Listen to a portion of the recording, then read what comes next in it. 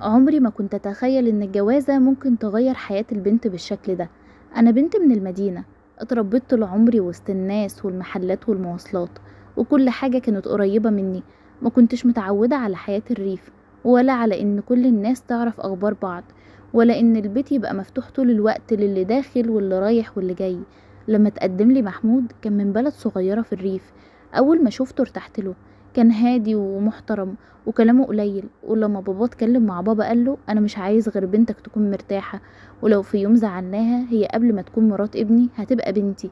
الكلام ده خلاني وافق، بس اللي ما كنتش اعرفه ان المشكلة مش هتكون في محمود، المشكلة هتكون في امه. يوم الفرح وانا خارجة من بيت اهلي كنت ببكي من الفرحة والخوف في نفس الوقت. ركبت العربية وانا ببص من الشباك على المدينة اللي كنت عايشة فيها، وحاسة اني بسيب كل حاجة اعرفها ورايا. وصلنا البلد وكانت البيوت قريبة من بعض، والناس واقفة تتفرج وتبارك. وأول ما دخلت بيت جوزي حماتي بصتلي من فوق لتحت وقالت أهو وصلنا العروسة بتاعت المدينة. ابتسمت وقلت ربنا يخليكي يا ماما. قالت ببرود نشوف بقى هتتعودي على شغل البلد ولا هتفضلي عروسة المدينة. سلايفي كانوا اتنين، منار ونجلاء. منار كانت متجوزة من أخو محمود الكبير، ونجلاء متجوزة من أخوه الصغير. في أول يوم كنت متوترة ومش عارفة أعمل إيه، فدخلت المطبخ عشان أساعد. حماتي قالت سيبيها، دي أكيد مش عارفة حاجة. ضحكت منار وقالت يا ماما دي كانت عايشة في المدينة، يمكن عندهم حد بيعمل لهم كل حاجة. ضحكت نجلاء معاها. أنا سكت، ما كنتش عايزة أبدأ حياتي بالمشاكل. عدت الأيام وبدأت أتعلم كل حاجة بنفسي، أطبخ وأنضف وأساعد حماتي وأحاول أراضيها. لكن مهما عملت كانت دايما شايفة إني مقصرة. لو الأكل حلو تقول كان ممكن يبقى أحسن، لو البيض نضيف تقول لسه في تراب هنا، ولو تعبت تقول احنا كنا بنتعب كلنا وكنا بنكمل شغل عادي. والأصعب إن سلايفي كانوا كل ما يشوفوا حماتي زعلانة مني يزودوا الكلام. مرة منار قالت قدام محمود مراتك مش متعودة على حياتنا يا محمود، دي شكلها هتتعبك. بصلي محمود وسكت. أنا استنيت منه إنه يدافع عني، لكنه قال خلاص يا جماعة كل واحدة تخليها في حالها. الكلمة وجعتني، دخلت أوضتي وعيطت، مش عشان حماتي، عشان محمود. كنت محتاجة أحس إنه واقف في ظهري. بعدها بيومين حصل موقف عمري ما هنساه. كنت في المطبخ بجهز الغدا، وفجأة حماتي دخلت وقالت بصدمة انت عملت ايه في الاكل ده؟ قلت لها خير يا ماما في ايه؟ قالت الملح كتير. قلت والله انا دقته وكان مظبوط. صرخت قالت يعني انا بكدب؟ سكت. وفجأة دخل حماية، كان راجل كبير وطيب قليل الكلام، لكن واضح انه بيراقب كل حاجة. قال لها بهدوء يا ام محمود البنت لسه جديدة، بالراحة عليها شوية. حماتي ردت انت دايما بتدلعها. قال لها مش بدلعها، دي مرات ابني يعني بنتنا. وبصلي وقال ما تزعليش يا بنتي. الكلمة دي كانت أول مرة أحس فيها إن في حد في البيت ده شايفني بني آدمة مش مجرد مرات ابن. ومن اليوم ده حماية بقى سند ليا. لو حماتي تعلي صوتها كان يقول الكلام بالراحة، ولو سلايف يتكلموا عليا كان يقف لهم. لكن محمود كان ساكت. وفي يوم ما قدرتش استحمل، دخلت عليه وقلت انت ليه ساكت؟ قال في ايه؟ قلت له امك بتعاملني وحش، وسلايفي كمان كل يوم بيتكلموا عليا، وانت ولا مرة وقفت جنبي. قال لي دي امي. قلت وانا بعيط وانا مراتك؟ سكت. قربت منه وقلت انا مش طالبه منك تعادي لاهلك عشاني يعني، انا بس عايزاك لما اكون مظلومه تقول اني مظلومه. بصلي فتره طويله وبعدها قال انا اسف. لكن اللي حصل بعد كده كان اكبر بكتير من مجرد خناقه بيني وبين حماتي. لان في يوم سمعت حماتي بتتكلم مع منار ونجلاء، وقالت جمله خلت الدم يتجمد في عروقي. انا لازم اخلي محمود يكرهها قبل ما تحمل وتثبت نفسها في البيت ده. وقتها فهمت ان اللي فات كله ما كانش صدفة، وان حماتي كان بتخطط لحاجات اكبر. وقفت ورا الباب وانا بسمع باقي الكلام، ولاول مرة عرفت ان جوازتي من محمود هتدخل في امتحان حقيقي. يا ترى حماتي كانت ناوية تعمل فيا ايه؟ وهل محمود هيقف معايا ولا هيصدق كلام امه؟ وهل حماية الطيب هيقدر يمنع اللي حصل؟ وقفت ورا باب المطبخ وانا سامعه حماتي بتقول انا مش مرتاحه للبنت دي من يوم ما دخلت البيت. محمود لازم يبعد عنها شويه عشان ما تبقاش هي اللي متحكمه فيه. ردت منار عليها وقالت بس يا ماما محمود متعلق بيها. حماتي قالت متعلق؟ ده انا اعرف ابن اكتر منها، هخليه يشوف منها اللي يخليه بنفسه يطلب انها ترجع بيت اهلها. نجلاء ضحكت وقالت وهنعمل ايه؟ قالت سيبوها عليا. رجعت اوضتي بسرعه قبل ما حد يشوفني، وقلبي كان بيدق جامد. فضلت طول الليل مستنيه محمود يرجع. لما دخل بصلي وقال انت مالك شكلك زعلان؟ قلت له مفيش. قال انا عارفك قولي. سكت شويه وبعدها قلت محمود لو سمعت كلام عني من اي حد ما تصدقش غير لما تسالني. بس ليه باستغراب وقال انت بتقولي كده ليه؟ قلت له عشان انا مش عايزه اخسر جوزي بسبب كلام بيتقال.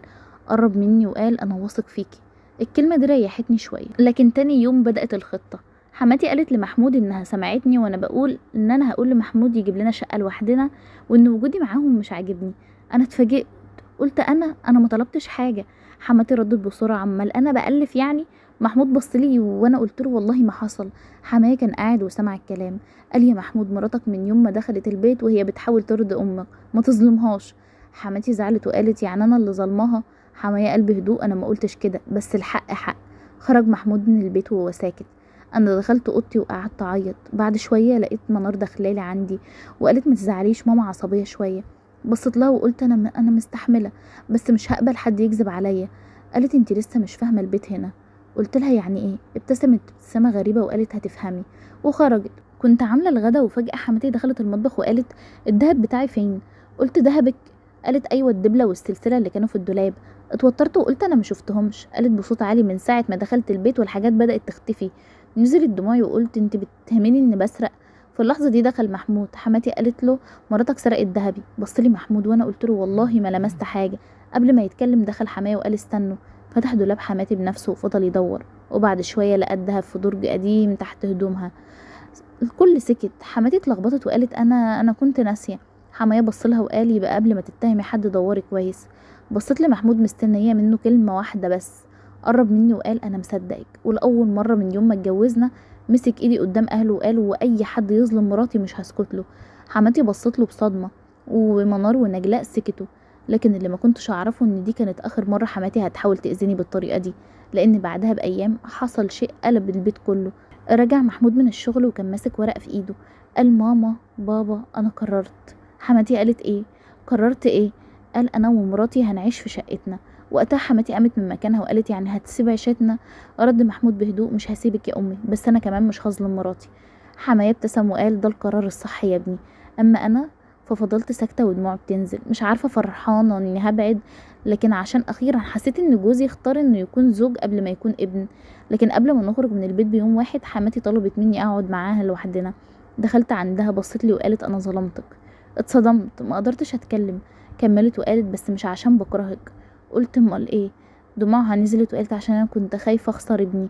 وقتها فهمت ان ورا قسوتها حكايه انا ما كنتش اعرفها، حكايه خلتها تخاف من اي ست تدخل حياه ابنها. ومن اليوم ده بدات علاقتي بحماتي تتغير. لكن سلايفي كان لسه عندهم كلام تاني، خصوصا منار اللي كانت شايله مني سر محدش في البيت يعرفه. وساعتها بدات اعرف ان كل اللي حصل من البدايه كان مرتبط بسر قديم في العيله. لما حماتي قالت ان منار مخبيه سر قديم قلبي اتقبض. سالتها سر ايه؟ سكتت شويه وقالت منار كانت بتغير منك من اول يوم دخلتي في البيت. قلت بس ليه؟ انا عملت لها ايه؟ قالت عشان كانت فاكره ان محمود هيبقى قريب منك وينسى اخواته. وفعلا بعد يومين وانا بجهز حاجتي عشان انقل مع محمود، منار دخلت لي الاوضه وقالت مبروك اخدت اللي انت عايزاه. بصيت لها وقلت انا ما اخدتش حاجه من حد. ردت بعصبيه وقالت اخدت اللي انا كان نفسي اخده. ابتسمت بحزن وقلت لها انا ما اخدتش حاجه منك، انا وجوزي ودي عيشتنا ودي حياتنا. سكتت ودموعها نزلت. قلت انا كنت خايفه سكتت ودموعها نزلت. قالت انا كنت خايفه امي تحبك اكتر مني. قربت منها وقلت الحب مش بيتقسم يا منار، ومحمود لما اتجوزني ما طلقش اهله من حياته. دخل محمود وقتها وسمع اخر كلام. قال وده اللي انا نفسي كان يحصل، مراتي تحب اهلي واهلي يحبوها، وانا مش هسمح ان حد يوقع بينا. وبالفعل نقلنا شقتنا. في البدايه كنت خايفه من الحياه الجديده، لكن محمود اتغير جدا. بقى يساعدني، ولو حصل خلاف بيني وبين امه كان يسمع مني ومن امه من غير ما يظلم حد. وحماية بقى يزورنا باستمرار، وكان دايما يقول انا كنت عارف من اول يوم انك بنت اصول. اما حماتي فمع الوقت اتغيرت هي كمان، بقت تيجي عندي وتساعدني، ولو حد اتكلم عليا كانت اول واحده تدافع عني. وفي يوم منار ونجلاء جم عندي وقعدوا سوا. منار قالت لي حقك عليا. ضحكت وقلت خلاص اللي فات مات. نجلاء قالت احنا كنا فاكرين انك هتفضلي شايفه نفسك علينا عشان جايه من مدينه وكده. قلت لها وانا كنت فاكره انكم هتفضلوا شايفيني غريبه عنكم. ضحكنا كلنا وبعد شهور اكتشفت اني حامل. اول واحده جريت عليها كانت حماتي. لما عرفت فحضنتني وفضلت تبكي. قالت ربنا يعوضك عن كل دمعه نزلت منك في بيتي. بصيت لها وقلت انت دلوقتي مش حماتي بس، انت امي. حماية كان واقف بعيد ومسح دموعها وقال لمحمود شفت البيت اللي اتبنى بالاحترام حتى لو اتخبط بيرجع يقف تاني. محمود مسك ايدي وقال وانا كنت هخسر احلى حاجه في حياتي لو صدقت كلام الناس. بصيت له وقلت وانا كنت همشي من اول شهر لو حماية ما وقفش جنبي. ضحك وقال ان ابويا ده هو اللي انقذ الجوازة. ومن يومها فهمت حاجة عمري ما هنساها: مش كل حماة شريرة، ومش كل سلفة عدوة، ومش كل راجل ابن امه لازم يكون ضد مراته. المشكلة مش في انك تعيشي وسط اهل جوزك او بعيد عنهم، المشكلة في الناس اللي بتختار الظلم بدل التفاهم. وانا بنت المدينة اللي راحت الريف وهي فاكرة انها هتعيش غريبة. رجعت بعد سنين اقول انا ما كنتش غريبة عنهم، انا بس كنت محتاجة وقت عشان ابقى واحدة منهم. والبيت اللي دخلته وانا خايفة بقى في الاخر اكتر مكان حسيت فيه ان عندي عيلة. والحمد لله عوض ربنا جابهولي في صورة بيت وجواز وحما طيب وحماتي اللي اتغير قلبها وسلايف بقوا زي الاخوات. والله العظيم قصتك حلوة. هي طبعا يعني وجعتني في الأول، لأن مشاكل بيت العيلة الكل عارفها طبعا، وأي حد عنده مشكلة في بيت العيلة بيبعتولي يا جماعة، بعتولي وهنزلها إن شاء الله. بس الحمد لله انتوا قدرتوا تفهموا في الآخر. وفي أول الجواز أكيد بيبقى فيه مشاكل كتير، بس كويس إن انتوا في الآخر اتفهمتوا. ربنا يبارك لك في حياتك ودايما تفضلوا تحبوا بعض كده يا رب. وقولولي بقى أكتر واحدة زعلتوا منها في القصة ديت ايه؟ يعني حد من السلايف مثلا الحما، حماها ده طبعا زي السكر، جوزها زعلتوا منه. قولولي رأيكم في القصة عشان خاطر هي هتشوف الكومنتات بتاعتكم. سلام.